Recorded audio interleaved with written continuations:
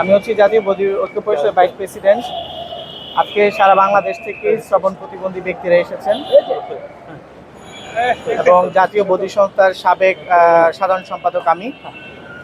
আজকে এখানে আসার মূল উদ্দেশ্য হচ্ছে যে আমাদের অনেকগুলো দাবি দেওয়া আছে, 15 দফা দাবি সরকারের কাছ থেকে এটা নেওয়া। বিশেষ করে তার আগেও সরকারকে জানানো হয়েছে যে আমরা কি চাচ্ছি। আমাদের দাবিগুলো আসলে বেশি কিছু না, যেগুলো হচ্ছে যে তাদের যে মৌলিক যে চাহিদাগুলো আছে আমরা অপ্রতিবন্ধী মানুষের মতন করে আমাদের যেন বিবেচনা করা হয়।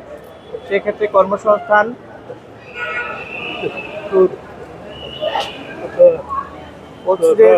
কর্মসংস্থান পাশাপাশি অন্যান্য প্রতিবন্ধী ব্যক্তিদের যে ধরনের সুযোগ সুবিধা দেওয়া হয় সেই সুযোগ সুবিধাও যেন তারা পায়। যারা অপ্রতিবন্ধী ব্যক্তি, আমাদের মতন প্রতিবন্ধী ব্যক্তি না, তারা আসলে বিভিন্ন ধরনের সুযোগ সুবিধা পাচ্ছে, কিন্তু আমরা প্রতিবন্ধী ব্যক্তিরা, বিশেষ করে শ্রবণ প্রতিবন্ধী ব্যক্তিরা আসলে আমাদের দেখে আইডেন্টিফাই করা যায় না বলে আমরা আসলে অবহেলিত অবস্থায় আছি।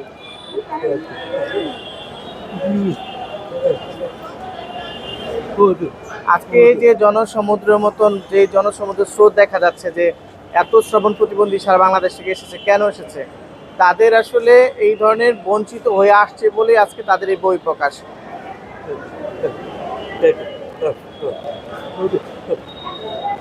এবং আমরা জানি আমাদের যিনি প্রধানমন্ত্রী জনাব তারেক রহমান, উনি অত্যন্ত প্রতিবন্ধী বান্ধব একজন মানুষ, এবং ওনার কাছে আসলে আমাদের দাবি দেওয়াগুলো, যে আমরা যে 15 দফা দাবি করেছি, সেখানে আসলে আমাদের যেই কর্মসংস্থান পাশাপাশি বিভিন্ন ধরনের সুযোগ সুবিধা রয়েছে, সেগুলোর জন্য আমরা একবারে অপ্রতিবন্ধী মানুষ যেরকম পায় সমানভাবে যেন আমাদেরকে ইনক্লুসিভভাবে যেন দেখা হয়।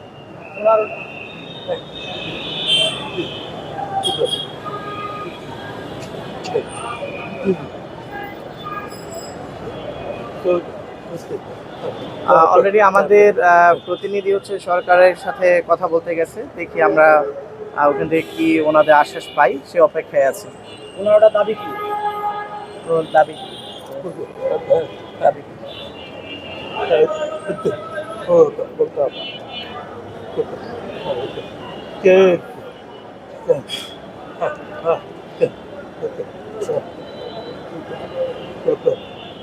আর 15টা দাবির মধ্যে মেজর যে বিষয়গুলো ছিল, বিভিন্ন ট্যাক্স মওকুফ করা, কর্মসংস্থানের ব্যবস্থার মধ্যে অবশ্যই প্রতিবন্ধী ব্যক্তিদের, বিশেষ করে শ্রবণ প্রতিবন্ধী ব্যক্তিদের জন্য কর্ম নিশ্চিত করা, এবং অনেকে আছে যে প্রতিবন্ধিতার কারণে বয়স বেড়ে গেছে, শিক্ষিত প্রতিবন্ধী ব্যক্তি আছে যারা পড়াশোনা করতে করতে বয়স চলে গেছে, কিন্তু তাদেরকে চাকরিতে কর্মসংস্থান দেওয়া।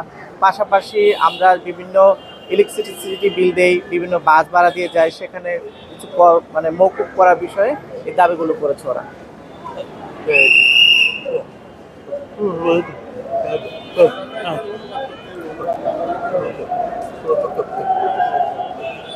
আসলে যা সরকার বা যদি বলি যে যারা শ্রবণ প্রতিবন্ধী ব্যক্তি আছে, তারা আসলে কিছুটা অবহেলিত।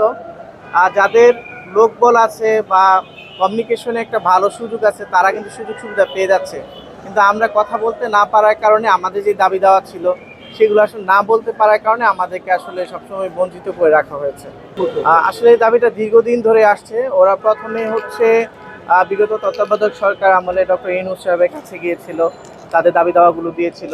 পরবর্তীতে তারা আসলে আশ্বাস পায়নি, এমনকি বঙ্গভবন থেকেও তাদেরকে আশ্বস্ত করা হয়েছিল যে উপদেষ্টা কার্যালয় থেকে বলা হয়েছিল যে তাদেরকেও মানে ডাকা হবে, তাদের দাবি দেওয়া কি সেগুলো। তো ওরা প্রস্তাব করেছে, দিয়েছে, কিন্তু সেখান থেকেও তারা আশানুরূপ কিছু পায়নি। প্রথম পর্যায়ে তারা জেলা পর্যায়ে ডিসি অফিসে হচ্ছে তাদের যে দাবি দেওয়া সেগুলো পেশ করেছে, কিন্তু সেখান থেকেও তারা আমরা কোনো পরিবর্তন পায়নি বা তারা ডাকে সাড়া পায়নি, যার কারণে শেষ পর্যায়ে এসে আজকে তারা বাধ্য হয়েছে যে রাস্তায় নামার জন্য।